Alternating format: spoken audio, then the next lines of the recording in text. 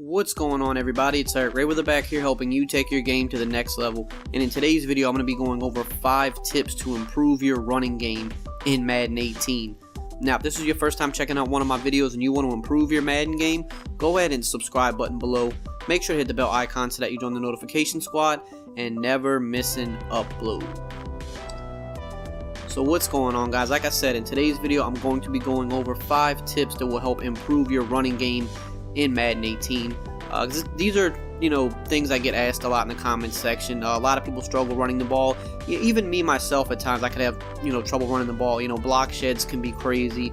Some people have really good user stick on defense and they can shut down your run. But I'm going to give you 5 tips that will help improve your run game. 5 things that you might not know about. So the first thing we're going to do is start off with what I think is the best run in the game, because if you want to improve your run game, well, you want to use the best runs or the best run, and the best run in the game to me is the stretch. So that's tip number 1. You want to use stretch plays. Now, the best stretch play in the game, in my opinion, is the one out of single back wide trips right here. I covered this about a week or so ago, maybe a couple weeks ago on the channel. I think it is the single best run in the game right now.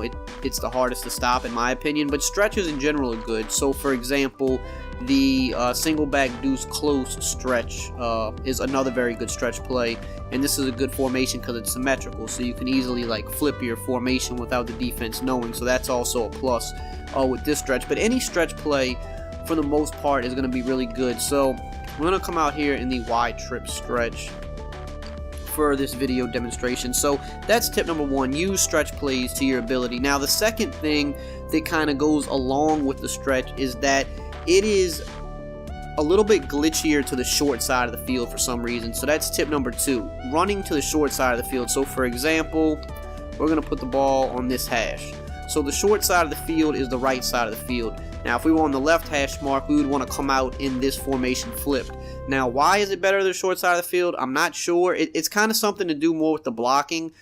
When you run a stretch to a wide side of the field, it can still be, very good, but it's a little bit easier for outside cornerbacks to shoot in. So for example, I'm gonna go here and press this defense. This is just a random defensive play. I'm gonna go to a cover 2 here, because cover 2s are typically what stop stretches the best. So if we would have run a stretch to the wide side of the field, it'd be a lot easier for Griffin to shoot in untouched like this and kind of meet us in the backfield. But when you're running stretches to the short side of the field, over here where Sherman is, for some reason he rarely is going to be able to come free, because I guess it's more compressed over here. It makes it very hard for him to come free to that short side of the field, and this is usually what's going to happen, something like that. You see how we just absolutely gashed it? That's the good thing about the stretch, is you can take it outside or you can cut it back up the middle. And on the short side of the field, it makes this even easier because it's a tight space. That outside cornerback is pretty much always going to get blocked. You see Sammy Watkins is all over him there. And the gaping hole was just, it was obvious here to cut this back, and we took it to the house. So that is something that's going to happen a lot when you run these stretches to the short side of the field. But you don't have to always run them to the short side of the field. Here, I'll flip it, and I'll still run it to the wide side of the field. But it's just an extra tidbit to, keep in mind that they typically will be better to the short side of the field. But as you can see, this stretch play in particular, there's so many gaping holes in it all the time. So the third tip is going to be, you always want to try your best to run to the side with all of the receivers. So for example, in this formation, you always want to run to the side where all the receivers are. So we have Watkins, we have Kupp, and then we have our tight end over there. We always want to run to that side. We never want to flip this play and run it to the side unless something crazy is going on where it's like, I don't know why the defense is in goal line here, but I don't want to go against goal line, because obviously you would never run the ball against goal line, not on purpose anyway. So alright, now if there was something crazy going on, like for whatever reason, if they were just they were just committing every single player, over here, they're just so sure you're gonna run to the right, then in a situation like that, yeah, you can flip it to the left. But in just any, regular balanced defense that you might go against, you always want to run to the side behind your wide receivers. And this is true for not only just a stretch play, but any play. Now, see, Sammy Watkins got block shitted there, but if he didn't, that potentially would have been a touchdown. And that's why you want to run behind your wide receivers. You want to run behind your blockers, and you have less blockers over here to the left. You have the one wide receiver, but over here you have your tight end and you have two wide receivers. So you see, Sherman was just able to just beat Sammy Watkins at the line. I mean, he just flat out beat him. That was a poor attempt by Sammy Watkins, but let's just say he held that block for just a second. I mean, even though he came through, you know, like if he holds that for half a second, we have enough time to hit this hole, and then we're going to be one-on-one with the safety up there, and we can easily make him miss with a juke or a spin. That would have been a touchdown. So you always want to run behind your wide receivers. We'll just look at a different type of example here, like we'll go shotgun. So for example, when I run the ball out of shotgun, I want to run like here, Trey ISO, for example. Inside zone, you're going to take that and you can take it up the middle, or you could take it right to the 3 wide receiver side. But there's going to be some run formations or shotgun formations. I don't have one in this playbook, but for example, like let's say bunch strong. So right here we have a bunch offset.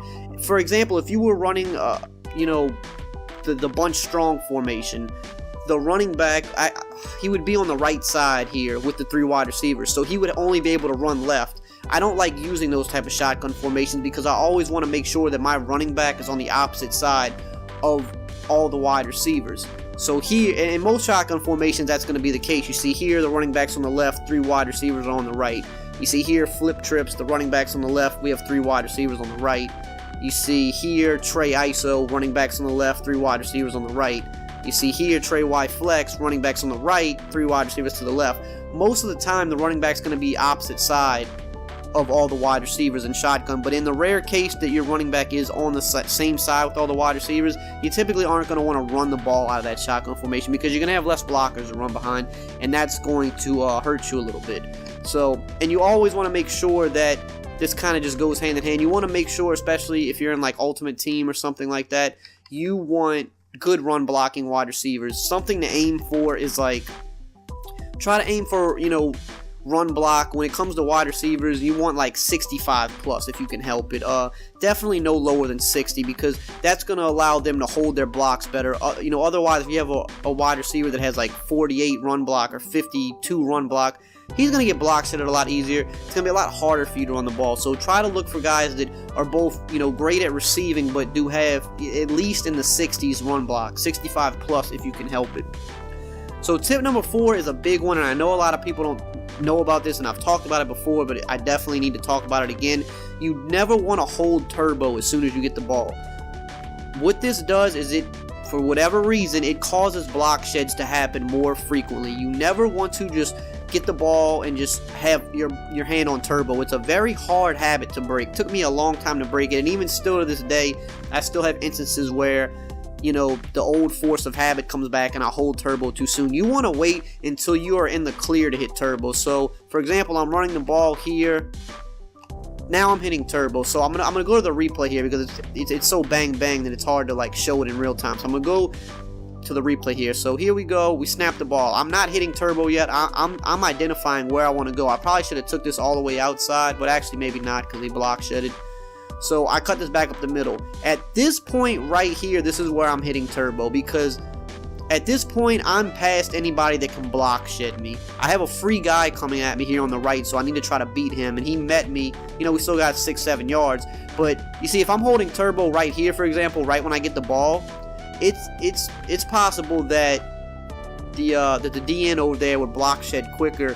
Now he did kind of block shed off the right anyway, but it's just always better to not jam turbo because there's going to be situations where it does cause block sheds, and people are wondering, why do I keep getting block shedded, hitting in the backfield or hit at the line of scrimmage? It's probably because you're holding turbo too soon. I don't hold turbo till right here, till I know, like, okay, all this green grass is in front of me. I'm past the initial like line of scrimmage. I'm past the blockers. No one can block shed me here. Now I'm just trying to get as many yards as possible. So let's just run another play, try to show another example.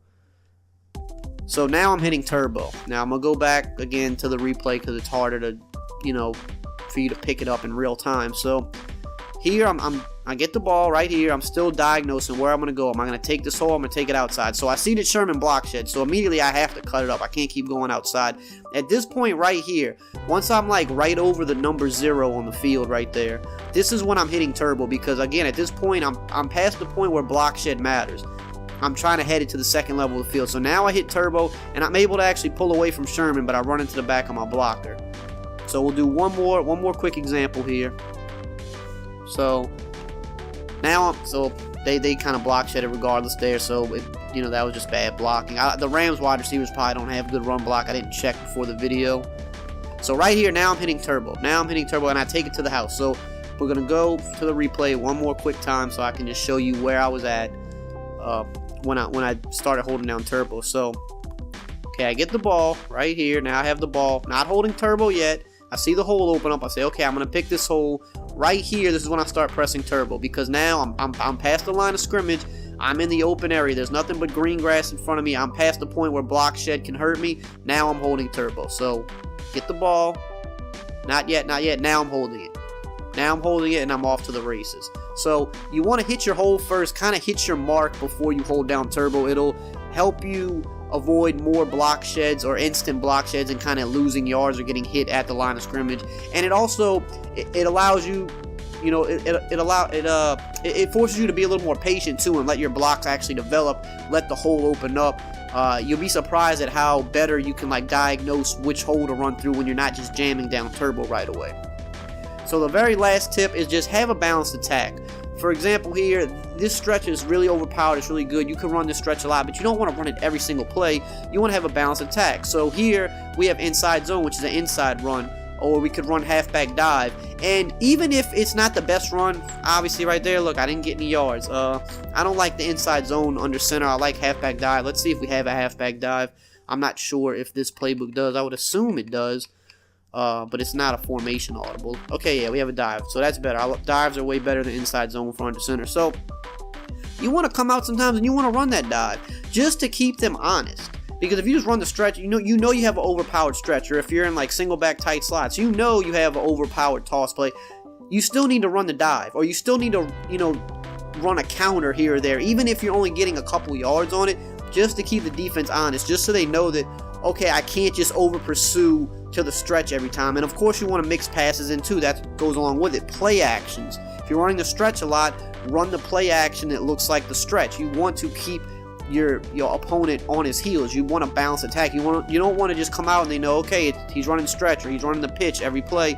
You have to throw the dive at him. You have to throw a counter run at him here or there. Throw the play action at him sometimes so they can't over pursue you and just know, as soon as the ball's hiked, I'm just going to run to the outside and try to manually stop the stretch, because they don't know what to expect. They could have to stay home in the middle, or they could have to look out for the play action. So always have a balanced attack just to keep your opponent honest. So there it is, 5 tips to help improve your run game. I hope this video was helpful. If you did find it helpful, as always, drop a like, comment, subscribe, and I will see you guys next time.